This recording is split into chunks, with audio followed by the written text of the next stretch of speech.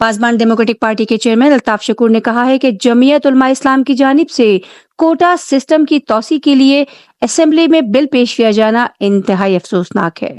یہ دیکھ کر مزید حیرانگی ہوئی کہ تحریک انصاف کے نمائندے علی محمد خان نے اس بل کی حمایت کی۔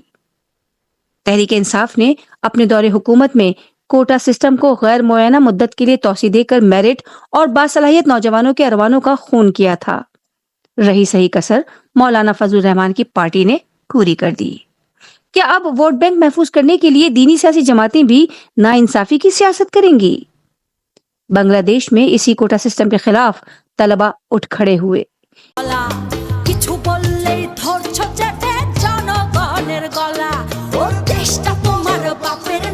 ایک موومنٹ چلائی اور بالآخر حسینہ واجد کو گھر بھیج دیا۔ شرم کا مقام ہے کہ پاکستان میں سیاسی جماعتیں کوٹا سسٹم کو سپورٹ کر رہی ہیں، ایکسٹینشن دے رہی ہیں۔ اس ملک کی تباہی کا ذمہ دار یہی کوٹا سسٹم ہے جسے عارضی بنیادوں پر 10 سال کے لیے لاگو کیا گیا تھا، پھر مختلف ادوار میں حکومتیں اسے توسیع دیتی رہیں۔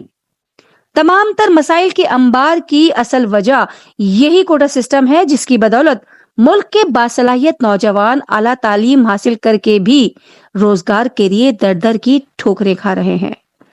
ملک و قوم کے لیے کچھ کر گزرنے کا جذبہ رکھنے والے نوجوان سرکاری ملازمتوں کے حصول سے مایوس ہو کر ملک سے ہی باہر چلے گئے ہیں۔ سرکاری اداروں میں سیاسی اثر و رسوخ اور رشوت کا بازار گرم ہے، اور پھر بھی وفاقی اور سندھ کی صوبائی حکومت کوٹا سسٹم کے متعلق اسٹیٹس کو قائم رکھنا چاہتی ہے۔ Imagine a future where Pakistan's brightest mind no longer contribute to its progress. This is not just a hypothetical, it's happening now. According to the Bureau of Immigration, over 700,000 young professionals left Pakistan in the first half of 2024. In 2023, that number was more than 800,000. The phenomena of brain drain is stripping the country of its talent. Why are these professionals leaving? And what does it mean for Pakistan's future? Brain drain refers to the immigration of highly skilled individuals in search of better opportunities abroad.